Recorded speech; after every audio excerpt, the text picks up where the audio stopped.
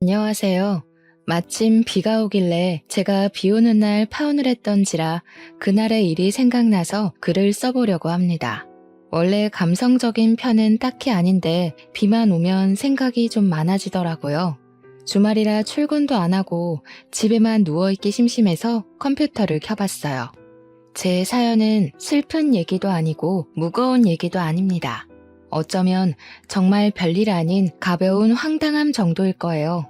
근데 제가 그런 당황스러움 때문에 파혼을 하게 된 거지 뭡니까? 아마 예비 신랑을 향한 제 감정이 딱 그 정도였어서 무겁지 않은 이유로 파혼을 해버린 걸지도 모르겠네요.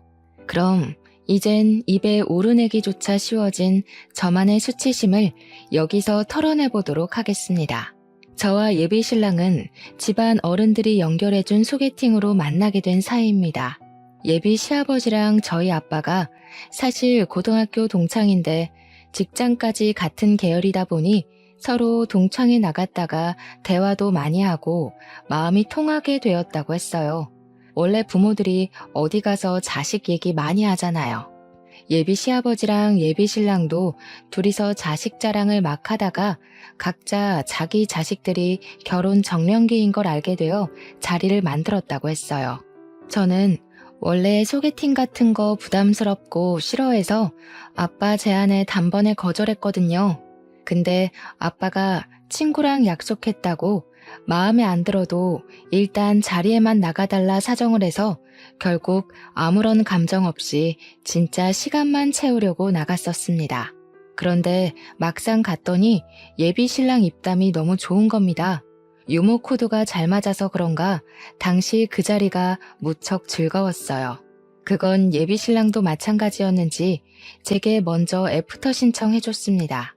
그렇게 만난 저희는 연인으로 발전하기까지 겨우 일주일이 걸렸고 8개월 만에 결혼 약속까지 도달하게 되었습니다.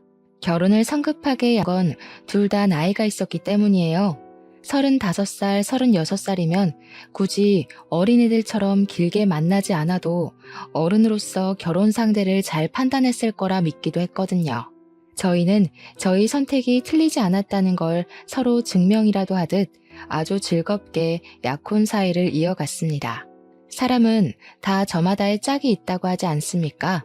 예비 신랑과 만나면서 저는 그 운명적인 멘트를 믿었고 예비 신랑이 바로 평생의 짝이라고 느꼈을 정도로 잘 맞았어요. 결혼은 올해를 보내고 내년 말로 하자고 서로 얘기를 나눴습니다. 무슨 결혼식장 예약이 그렇게 많은 건지 여러 식장에 전화를 돌려봤지만 11월이 그나마 빠른 날짜더라고요. 그래도 좋은 게 좋은 거니 저희는 양가 집안 인사를 드리기도 전에 우선 식장부터 잡았어요. 어차피 저희 둘을 이어준 양가 집안에서는 이미 경사가 나 있었거든요. 아빠도 저더러 다 아빠 덕이니까 정장 한턱 쏘라면서 장난을 치기도 했습니다. 그런데 정말 제가 예비 신랑을 만날 수 있었던 행운은 아빠 덕이 맞기 때문에 진짜 정장 한 벌 해줄 생각이었어요. 엄마랑 같이 말이죠. 그만큼 저와 예비 신랑은 어딜 가든 축복받지 않는 곳이 없었고 이미 우리는 부부나 다름없는 삶을 살고 있었습니다. 그렇다 보니 서로에 대해 모르는 것도 점점 사라졌고 만나기 전에는 어떻게 지내왔는지 그 과거까지 깊게 아는 사이가 되었는데요. 예비 신랑에게서 들은 가장 충격적인 이야기는 죽다 살아난 경험을 했다는 것이었습니다. 살면서 죽다 살아나는 경험이 결코 흔한 일은 아니잖아요. 그래서 처음 예비 신랑한테 그 얘기를 들었을 때 상당히 놀랐어요. 제가 좋아하는 사람이 어쩌다가 그런 일이 있었는지 그만큼 힘든 과거가 숨겨져 있었던 건지 물어보고 싶은 얘기가 많았을 정도로 생소한 사연이었습니다. 예비 신랑은 흔쾌히 제 물음에 전부 답을 해줬어요. 예비 신랑이 저를 만날 때는 과거의 성격을 탈피했기 때문에 입담도 좋아졌고 사회성도 길러진 거라고 했는데요. 원래는 사회 초년생일 때 첫 직장에서 왕따를 당했다고 했습니다. 그만큼 소심한 성격이어서 사람한테 말을 거는 것조차 잘 못했다고 하더라고요. 심지어 선배 직원들의 괴롭힘이 심했던 회사였어서 일을 다니는 것이 마치 지옥을 걸어가는 것과 같았다네요. 얼마나 힘들었으면 당시에 극단적인 생각까지 했을까요? 사람들은 누구나 괴로운 삶이 반복되고 차라리 죽는 게 낫겠다라는 생각을 하면 결국 우울증이 오지 않습니까? 역시나 예비 신랑이 그때 그랬던 것 같다고 했어요.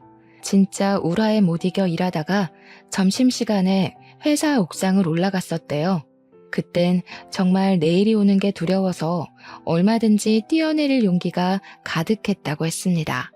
난간까지 가서 아래를 내려다봐도 무섭다는 감흥이 없었다네요. 그날 울면서 난간으로 다리를 올렸다는데 예비 신랑 말로는 과거의 자신은 그날로 죽은 거나 마찬가지였다고 했어요. 죽을 각오로 뛰어들려 했는데 지금까지 살아있는 건 웬 여자 동료가 예비 신랑을 확 끌어당겨서 구해준 덕분이라고 하더라고요. 그 뒤로 예비 신랑에게 첫 동료가 생겼다고 했습니다. 그 여자는 은인이자 유일한 사내 친구였다고 해요. 그렇게 예비 신랑은 그 은인에게 울면서 힘들었던 고민을 다 털어놓았고 놀랍게도 우울증을 극복해 나갔다고 합니다. 예비 신랑은 그날 자신이 인생을 쉽게 저버리려고 했던 걸 뒤늦게나마 바보 같은 짓이었다고 후회를 했어요.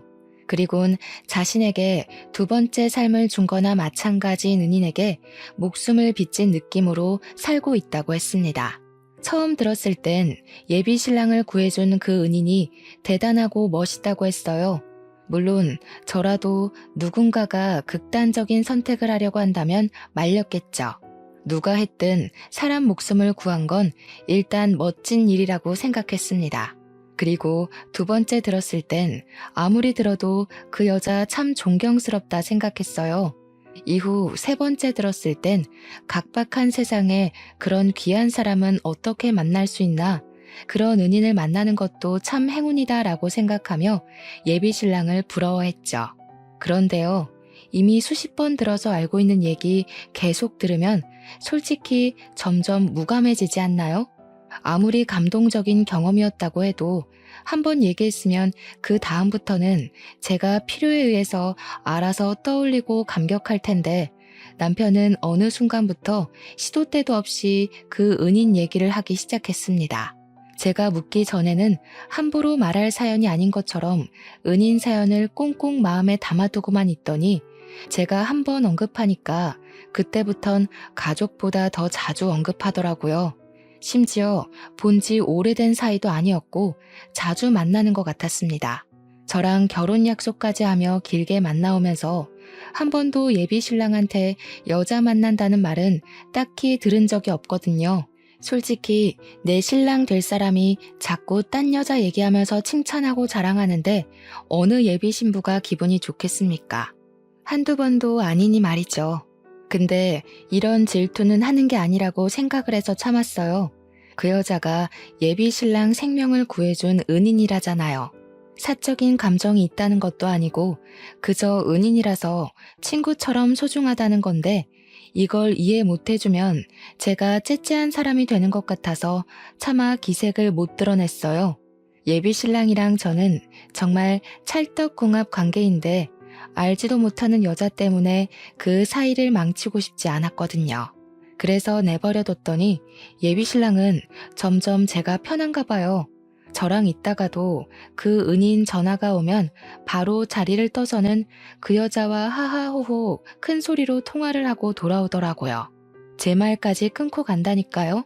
도통 이해해 주려고 해도 질투를 넘어 서운하기까지 하는데 이걸 이렇게 참는 게 맞을까? 그때부터 남모를 고민을 무척 했어요. 예비 신랑한테 적당히 하라고 눈치도 준 적 있었습니다. 은인인 건 알겠는데 뭐 그런 사소한 얘기까지 나눌 정도로 친해? 자기 통 그 사람이랑만 전화하는 것 같다? 그렇게 자주 만나면 없던 마음도 생기겠어. 그래 보여? 우리가 좀 친하긴 해. 나는 무슨 고민 생길 때마다 수영이 찾잖아. 수영이가 고민 상담을 진짜 잘해주거든. 내가 무슨 복이 있어서 이런 친구가 다 생겼나 몰라? 다른 친구는 다 잃어도 수영이랑은 평생 인연 이어갈 거야. 저렇게 좋은 친구라고 떵떵거리는데 제게 아무리 눈치를 줘봤자 자랑만 더하지 저만 피마르는 기분이라 그마저도 그만뒀습니다. 그렇게 저 혼자 관계를 망치지 않으려고 신경을 많이 쓰며 시간을 보냈어요. 근데 있잖아요. 그래도 우리 1주년을 잊어버리는 건 좀 아니지 않나요? 물론 기념일을 안 챙기는 사람들 있지 않냐고 할 수도 있겠죠. 하지만 발렌타인데이, 화이트데이, 100일 기념에 우리 부모님 생신까지 다 기록해서 챙기는 양반이 1주년을 모른다는 게 이해 가시나요? 기념일을 잊어버릴 사람이 아닌 걸 알기 때문에 변한 것 같은 예비 신랑한테 서운함을 느낀 거예요. 저는 1주년이라서 전날부터 들떠 있었고 미리 사놨던 예비 신랑 선물을 다시 점검하기까지 했습니다. 예비 신랑한테 연락이 안 오길래 혹시 또 무슨 이벤트로 나를 깜짝 놀라게 해주려고 그러나 싶어서 저도 연락을 안 하고 기다려줬어요. 그런데 막상 당일인 1주년에도 점심시간이 넘어가는데 깜깜무소식이더라고요. 진이 빠진 제가 결국 먼저 예비 신랑한테 전화를 했더니 아주 기막힌 사실을 알았지 뭡니까. 아, 오빠 여자친구분이시구나. 오빠 저랑 점심 먹고 있어요. 방금 화장실 갔는데 나오면 전화하라고 할게요. 저는 오빠랑 아무 사이 아니고요. 옛날에 제가 오빠를 한번 살려준 적 있는 은인이라고 할까나. 별 사이는 아니니까 혹시라도 오빠 다그치지 마세요. 그 순간 저는 아무 말도 못하고 전화를 바로 끊어버렸습니다. 은인 어쩌고 저쩌고 하는 거 보니까 분명 예비 신랑이 말했던 그 은인 같았어요. 우리 1주년에 예비 신랑이 은인이랑 같이 식사를 하고 있다는 것도 화가 나는 상황이잖아요. 그런데 제가 더 열이 났던 건 뭔 줄 아시나요? 제가 둘을 두고 어떤 사이라고 오해한 적도 없는데 자기가 뭐라고 제 신랑한테 마치 뭐라도 되는 것 마냥 우리 오빠 혼내지 마세요. 이러는 게 어이없다는 겁니다. 꼭 둘이 무슨 사이 같잖아요. 저 두고 딴 여자랑 바람 피는 것 같지 않습니까?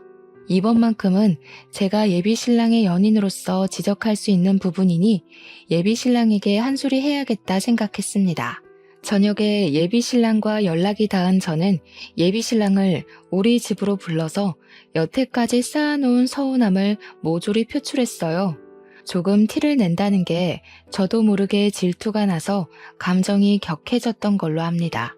우리의 1주년을 잊는 건 100번 양보해서 그럴 수 있었다 쳐. 근데 왜 하필 그날에 그 여자를 만나고 있을 수 있어? 왜 그 여자가 자기 전화 함부로 받는 건데 서로 전화까지 받아줄 만큼 가까운 사이였던 거야? 그 여자는 뭔데 나한테 자기 혼내지 말라고 부탁해? 너무 화가 나서 저도 제가 예비 신랑 은인을 그 여자라고 칭하고 있는 줄 몰랐습니다. 예비 신랑이 저더러 그 여자라고 하지 말라길래 알아챘어요. 근데 지금 상황에서 고작 그런 호칭이 중요한 건가요? 제 감정에 대해 예비 신랑한테서 돌아온 답변은 아주 허무하기 짝이 없었습니다. 네 기분 알겠는데 그 여자라고 하는 건 나에 대한 예의가 아니지. 나한테는 걔가 부모님 다음으로 소중한 사람이야. 나한테 소중한 사람은 너한테도 소중한 사람이어야 되고 그 동생 아니었으면 나 자기랑 결혼 못했어. 1주년 못 챙긴 건 미안해. 나는 이제 우리가 결혼 약속을 해서 연인 기념일은 안 챙겨도 될 줄 알았지. 그러면서 예비 신랑은 제가 자기랑 결혼할 수 있게 된 것도 그 은인 덕분이라며 은인에 대해 함부로 하지 말라고 쐐기를 박았습니다. 참 개떡 같은 상황이라고 생각했어요. 저희가 결혼을 약속하게 된 건 우리끼리의 인연인 거지 거기에 왜 은인 존재가 붙는 건지 정말 이해할 수가 없더라고요. 심지어 1주년인 줄 알고 있었다면서 제겐 이제부터 기념일 안 챙길 거란 의논 한마디도 없이 그 은인이랑 놀러 가지 않았습니까? 저는 아무리 봐도 예비 신랑 태도가 잘못되었다고 보는데 예비 신랑은 저를 은인한테도 질투하는 시기쟁이로 보는 것 같더라고요. 그날 제가 처음으로 예비 신랑한테 서운해서 울음을 터뜨렸어요. 그 여자가 그렇게 소중하면 그 여자랑 결혼하지 왜 나랑 해? 모르는 사람들이 보면 자기랑 그 여자가 예비 부부인 줄 알겠다. 그렇게 그 여자가 좋으면 가. 나 이 결혼 안 해. 그래도 예비 신랑이 저를 많이 좋아하긴 했던 것 같습니다. 제가 결혼 무르겠다고 하니까 냅다 잘못했다고 빌더라고요. 저한테 알았다고 앞으로는 기념일엔 저만 만나주겠다고 달래는 거 아니겠어요? 이마저도 예비 신랑이 근본적인 원인은 전혀 모르고 있는 것 같아서 한숨이 나왔습니다. 본 적은 없지만 그래도 한때 잠깐 그 은인을 존경했었습니다. 그런데 1주년 이후로 완전 싫어졌어요. 예비 신랑이 너무 은인을 신뢰하는 것도 마음에 안 들었고 그 은인도 예비 신랑을 특별하게 생각하고 있는 것 같아서 어딘가 모르게 찜찜했죠. 그래서 한 번은 은인 낯짝을 좀 보고 싶었어요. 혹시나 예비 신랑이 은인이란 걸 핑계로 엄청 예쁜 여자랑 눈이 맞아서 바람 피는 건 아닌가 그렇게까지 의심이 뻗더라고요. 아마 제 상황이었다면 어느 예비 신부나 그런 의심을 했을 거라 생각합니다. 그래서 저는 예비 신랑한테 은근슬쩍 그 은인을 보고 싶다고 찔러봤어요. 그 동생 만날 때 나도 데려가줘. 명백히 내 사람 살려준 셈인데 나도 고맙다는 인사는 하고 싶어서 밥이라도 사주게. 정말? 역시 자기는 마음이 넓어. 그렇게 생각해줘서 너무 고마워. 내 동생도 좋아하겠다. 진작에 이렇게 나왔으면 벌써 만나서 친해졌지.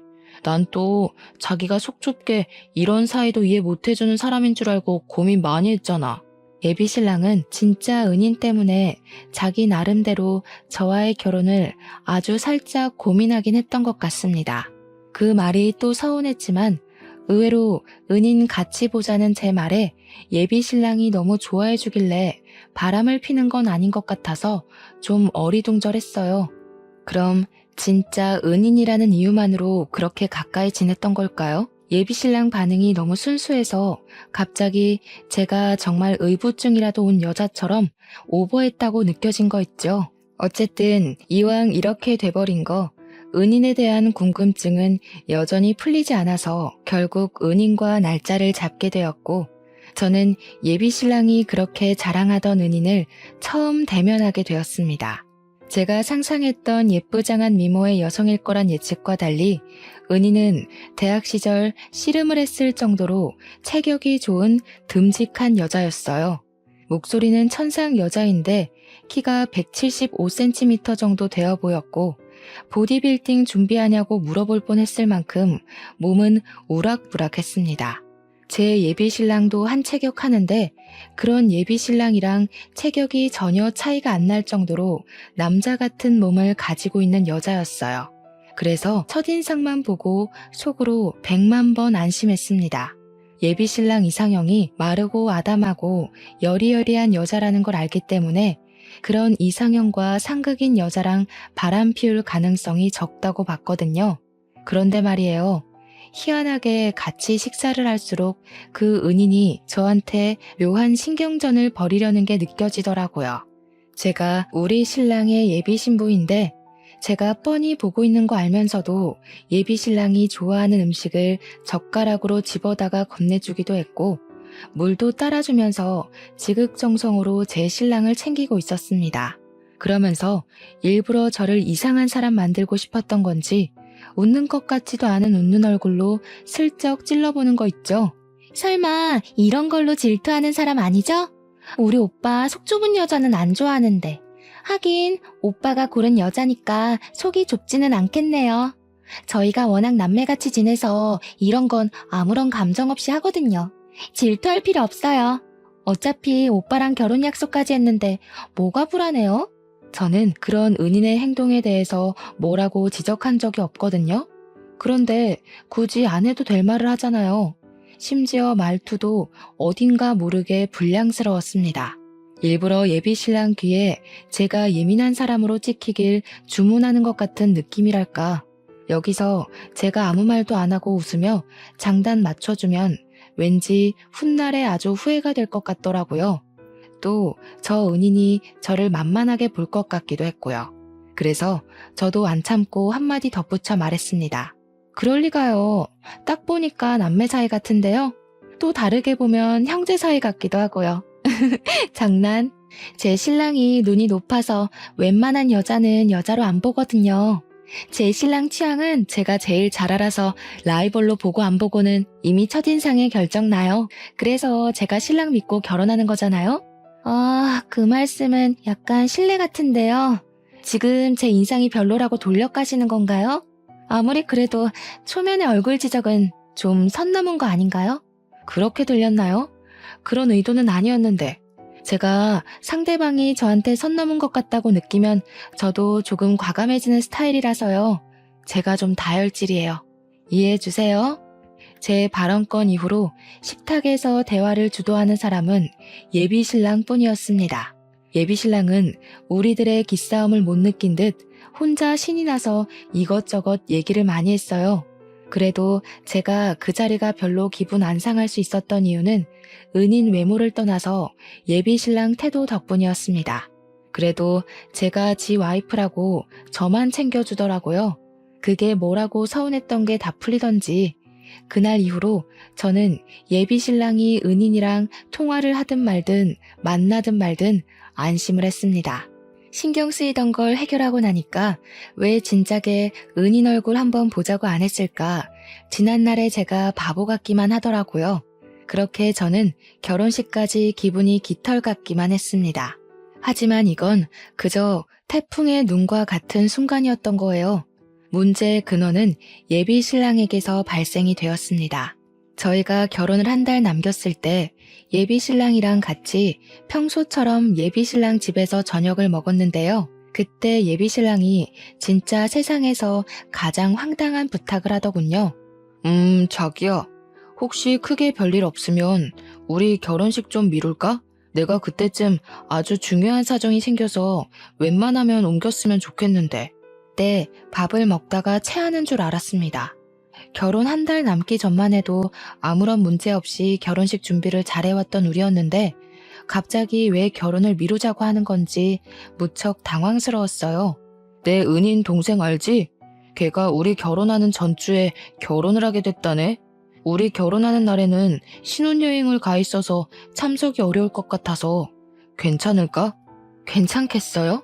예비신랑은 지금 이걸 이유라고 떠벌리는 걸까요? 이미 청첩장까지 다 뿌려진 마당이었고 상견례도 마친 상태였습니다.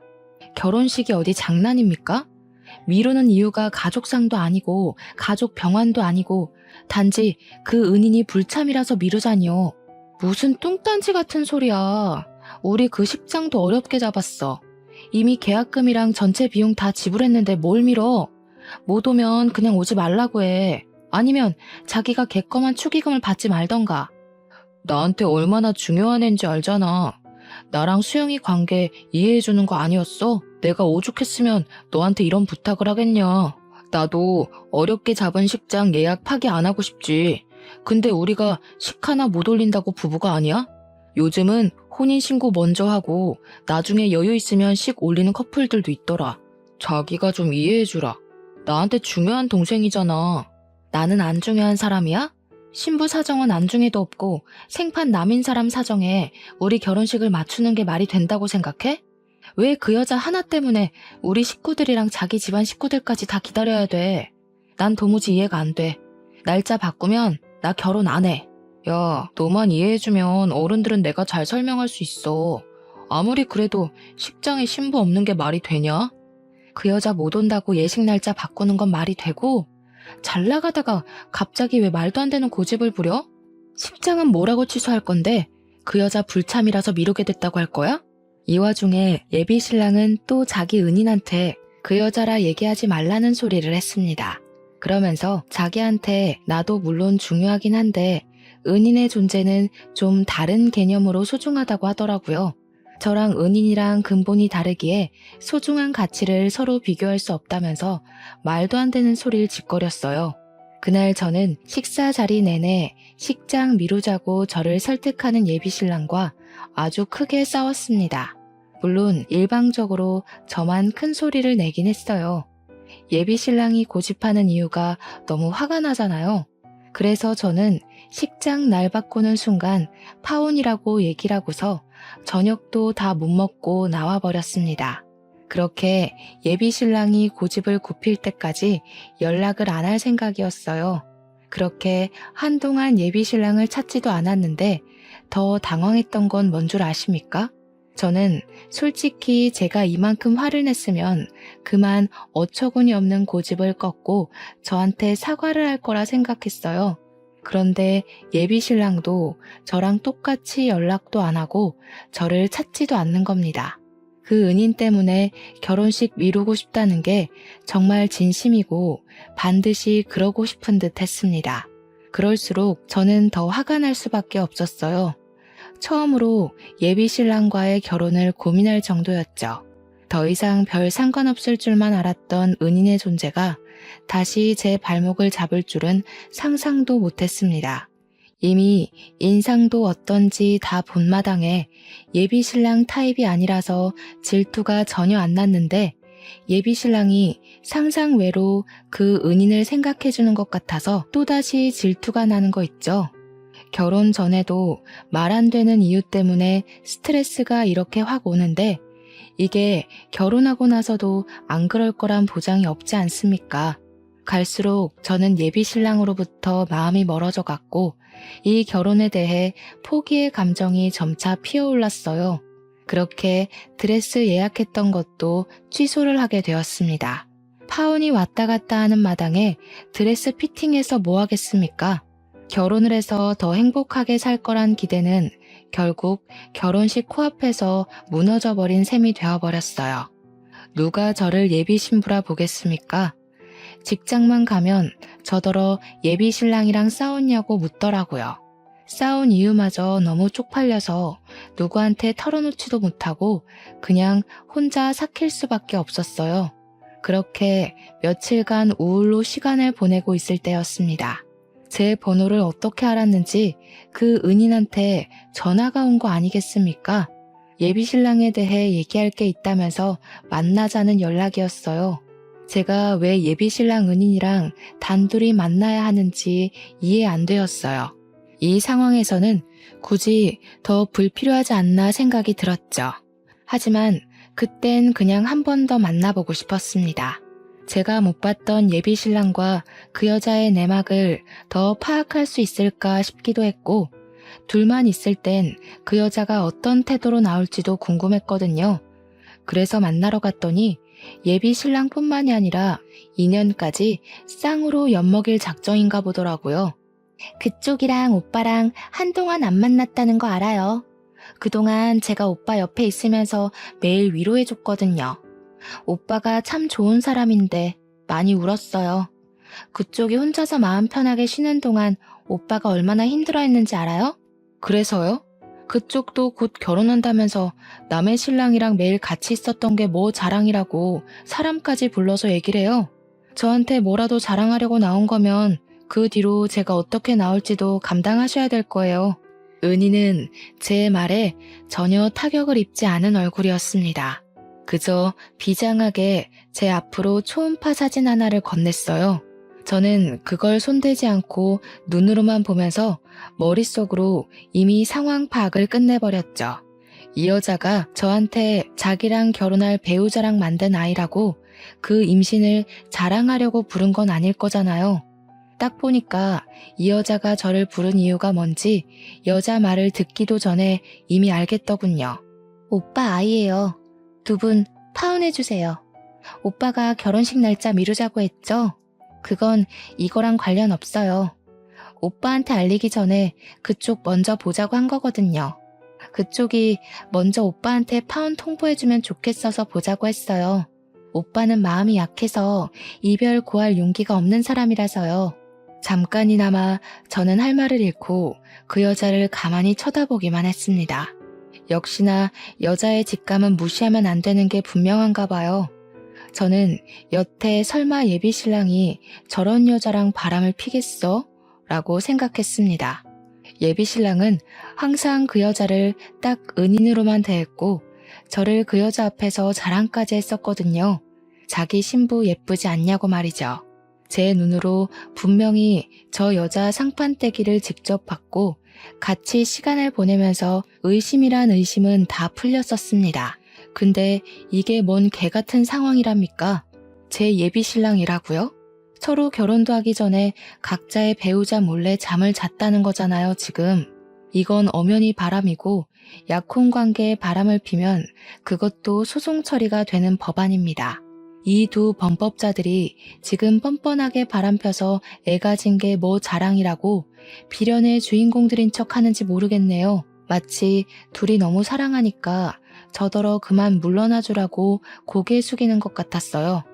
그렇잖아도 제가 속에 스트레스가 쌓일 대로 쌓인 상태라 분풀이 대상이 필요했거든요. 이 여자가 제 발로 제 앞에 찾아와 준 건 좀 고맙더라고요. 저는 대답 없이 그대로 자리에서 일어나서 이 여자가 미리 사놓은 아이스 아메리카노를 여자 머리 위에 부어버렸습니다. 그리고 플라스틱 컵을 여자 얼굴에 턱 하고 던져줬어요. 내가 어떻게 나오든 감당하라고 했죠? 맞을 거 알고 나 부른 것 같은데 안 맞고 그냥 갔으면 얼마나 아쉬웠겠어? 지금 둘이서 불쌍한 주인공 놀이 해야 되는데, 그쵸? 처음부터 이런 사이라고 말해줬으면 내가 시간 낭비 안 했을 거 아니에요. 아니다. 결혼 전에 니들 쓰레기라고 공표해줘서 고맙다고 해야 되나? 저는 아무 말도 안 하고 고개만 숙이고 있는 그 여자에게 마지막으로 제가 손 닦은 휴지까지 던져주었습니다. 그 새끼한테는 그냥 잠수 파혼이라고 하세요. 겨우 그 정도밖에 안 되는 놈한테 굳이 입 아프게 이별 예의까지 차리고 싶진 않네요. 그리고 그쪽도 남의 남자 뺏고 잘 살 생각은 하지 마요. 제발 뱃속의 애기도 엄마 아빠가 불륜으로 만난 사이라는 걸 알길 바랄게요. 그렇게 카페를 나온 뒤 저는 바로 다음날 예비 신랑과 상의 없이 결혼식장과 청첩장 보냈던 하객들에게 결혼 취소를 알렸어요. 예식장은 어차피 남편 신혼으로 예약이 된 거니까 온전히 남편이 위약금 물게 놔두면 될 일이었습니다. 듣자 하니 예식장도 한 달 전에 취소를 하면 위약금을 100% 물어줘야 된다는데 제가 식장 취소한다고 연락한 날이 불과 결혼식을 2주 남긴 시점이었거든요. 남편은 위약금의 100%인 1,200만 원을 업체에 지불해야 되는 처지가 되었어요. 그러든가 말든가 저는 자취집도 정리를 하고 직장도 퇴사한 뒤 친정으로 잠적을 했습니다. 아니나 다를까 며칠 뒤에 한참 낮잠을 자다 일어났는데 식장 업체에서 연락을 받은 건지 예비 신랑한테 문자 잔뜩 와 있더라고요. 더도 말고 덜도 말고 말하기 귀찮아서 저는 간결하게 파혼하자라고만 문자를 보냈는데요. 연달아 오는 답장 내용은 저를 좀 당황하게 만들었습니다. 예비 신랑이 그 여자한테 사기를 당했다고 하더라고요. 무슨 뚱딴지 같은 소리지 싶어서 계속 오는 문자를 읽었더니 그 여자가 결혼한다고 했던 소식은 개뻥이었고 그저 저랑 예비 신랑 사이에 균열을 일으키기 위해서 모든 일을 꾸몄던 거랍니다. 말이 안 되잖아요. 불과 얼마 전만 해도 그 여자가 저를 찾아와서 초음파 사진을 보여줬습니다. 남의 남자 뺏는 주제에 대단한 사랑이라도 하는 척 예비 신랑을 향한 마음을 엄청 고백했다고요. 그런데 느닷없이 사기라니요? 너무 갑작스런 전개라서 솔직히 예비 신랑이 저를 다시 끌어들이려고 거짓말을 하는 줄 알았어요. 그래서 문자로만 연락하기 답답해 제가 먼저 전화를 걸었습니다. 야, 구라도 작작 쳐. 여태까지 니들 둘이서 나한테 보여준 꼴이 얼만데 둘이서 애까지 가졌다면서 뭐가 아쉬워서 아직도 날 잡으려고 해? 끼리끼리 잘 어울리는 것 같길래 군말 안 하고 물러나 줬잖아. 그럼 잡소리 말고 살림이나 차려. 진짜 더럽게 소송까지 가볼까? 1,200만 원 빚지는 걸로 부족해? 아니 자기야, 제발 내 말 좀 믿어줘. 그 초음파 사진도 개뻥이라고. 내가 미쳤다고 그런 여자랑 자겠어? 근육돼지한테 깔려 죽을 일 있나. 나 진짜 사기당했다니까. 걔가 나한테 보증 사기쳤다고. 지금 이거 심각한 문제야. 예비 신랑 하는 말은 결국 저랑 냉전 상태일 때 은인을 더 자주 만난 건 사실이래요. 저랑 다툰 걸 아니까 은인이 술 마시면서 많이 위로해줬다고 했어요. 그렇게 저랑 안 만나는 사이 은인이랑 예비 신랑은 유독 같이 술 마시는 날이 많았고 그 술자리를 전부 은인이 먼저 제안해 시작이 되었다더라고요. 그리고 어느 날 은인이 예비신랑에게 결혼식 올릴 돈이 좀 부족하다고 빌려달라고 했대요. 나중에 결혼하고 나서 무조건 갚겠다고 차용증까지 썼대요. 그런데 술을 깨고 보니까 예비신랑이 은인에게 보증을 서준 거더라고요. 남에게 보증을 서주는 일이 얼마나 무섭습니까? 보증 때문에 인생이 뒤바뀌고 목숨이 오가기도 하잖아요. 처음에는 예비신랑이 저를 속이려고 쇼하는 건 줄 알았는데 듣다 보니까 내용도 상세했고 무엇보다 예비신랑 말투가 이미 촉촉하게 젖어 있었어요. 우는 것 같았습니다. 예비신랑이 술 깨고 다음날 모든 사실을 알고서 은인에게 연락을 급히 넣었지만 은인은 이미 잠적을 해버렸고 온데간데 찾을 수 없게 사라져버린 상황이라고 했습니다. 그래서 예비신랑 집에 갑작스럽게 압류 딱지까지 붙게 되었다고 하더군요. 근데 그 와중에 제가 멋대로 예식장까지 취소를 해버렸잖아요. 업체에서 위약금 청구 연락까지 오는 중이라는데 예비신랑이 하루아침에 돈에 쫓기는 실정이 되어버렸더라고요. 저한테 욕을 하다가도 제발 살려달라고 사정을 하는 예비신랑 처지는 솔직히 좀 안타깝기는 했습니다. 그러게 제가 작작 만나라고 할 때 그 여자한테서 거리를 뒀으면 이럴 일은 없었을 거 아닙니까? 근데 말이에요. 예비신랑 문자를 보는데 문득 그런 생각이 들더라고요. 그 여자는 왜 저한테 초음파 사진까지 보여주면서 거짓말을 했을까요? 왜 그렇게까지 정성 들여서 예비신랑이랑 저를 갈라놓았을까요? 그 여자가 예비신랑이 개인적으로 탐나서 나한테서 뺏기 위해 거짓말을 한 거라면 제가 없는 틈을 타 예비신랑 곁을 차지했어야 하는 거잖아요. 그런데 오히려 예비신랑에게 보증 사기를 치고 도망을 쳤다? 그렇다는 말은 예비신랑에게 원래부터 사기를 치려고 벼르고 있었단 말이 되는 거 아닌가요? 분명 예비신랑 말로는 둘이 몇 년이나 같이 친분을 유지해온 사이라 했고 가족 다음으로 서로 소중하게 생각하는 관계라고 했습니다.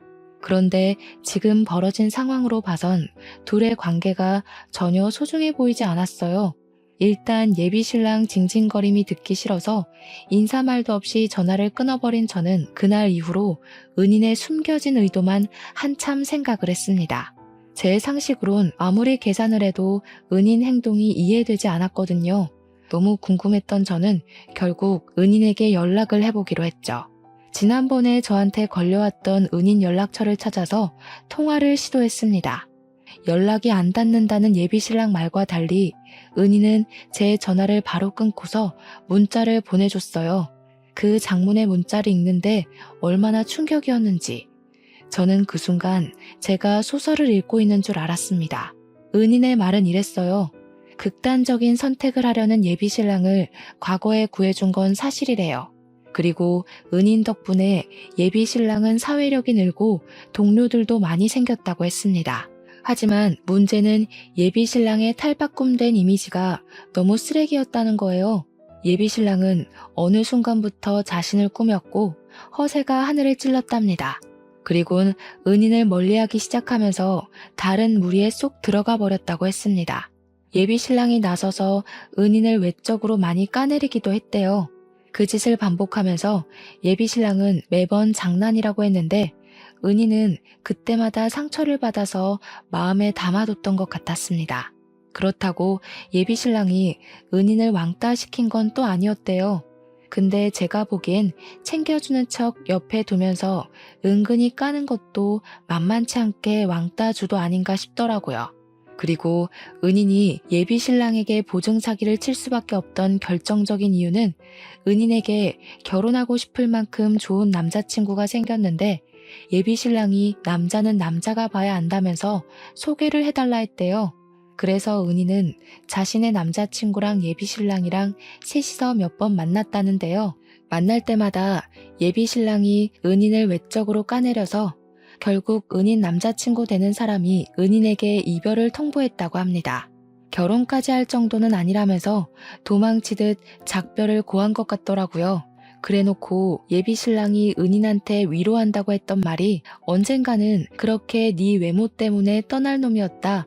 그게 다였다고 했습니다. 그래서 그동안 쌓인 불만까지 결국 폭발하고만 은희는 마음의 복수심을 키웠고 예비 신랑이 결혼할 여자를 데리고 나타날 때까지 예비 신랑과 둘도 없는 절친이 되려고 노력했답니다. 예비 신랑 비위 맞추느라 너무 힘들었다고도 적혀 있더라고요.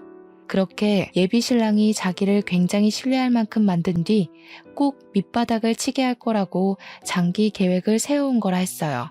그러면서 문자 마지막 줄에 은인이 저한테 사과 멘트를 남겼었습니다. 제 앞길까지 망치고 싶진 않았는데 자기 개인적인 복수 때문에 기대했을 결혼을 방해해서 미안하다고 말이죠. 저는 오히려 제가 은인에게 사과를 해야 된다고 생각했습니다. 은인 덕분에 제 예비 신랑이 개쓰레기란 걸 알았고 또 제가 은인의 사정을 몰라서 은인에게 막대했던 게 미안하더라고요. 심지어 예비 신랑한테 이미 외적으로 많이 상처받았던 은인에게 저 또한 예비 신랑과 마찬가지로 첫 만남에서 은인의 외모를 돌려서 공격했잖아요.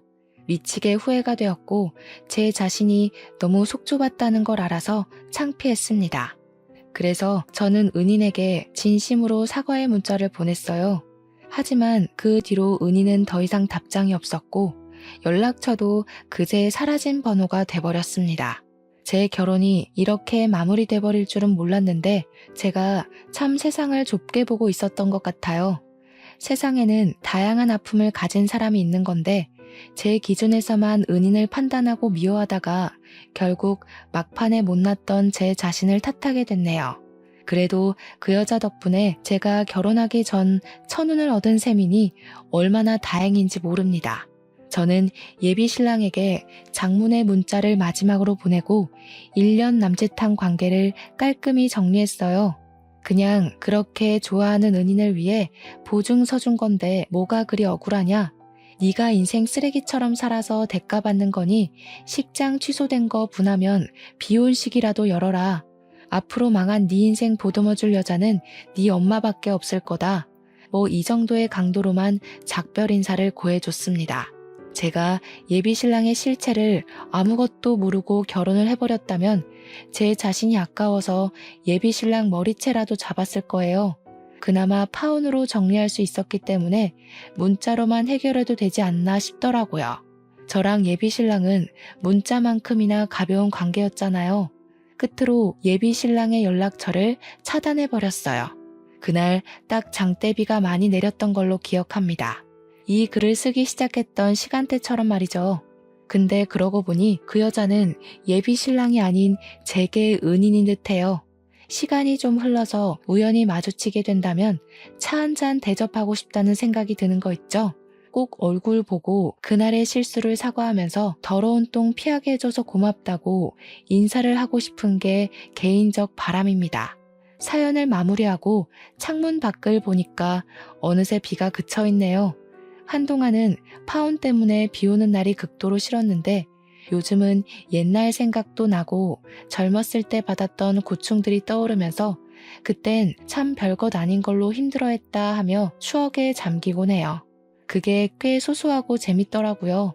아무튼 저는 무슨 일 있었냐는 듯 아주 무탈하게 잘 지내고 있습니다. 이곳에 제 사연을 소개할 수 있어서 너무 좋았네요. 그럼 모두들 늘 햇살 가득한 나날 보내시고 늘 행복한 일만 누리시길 기원하겠습니다. 들어주셔서 고맙습니다.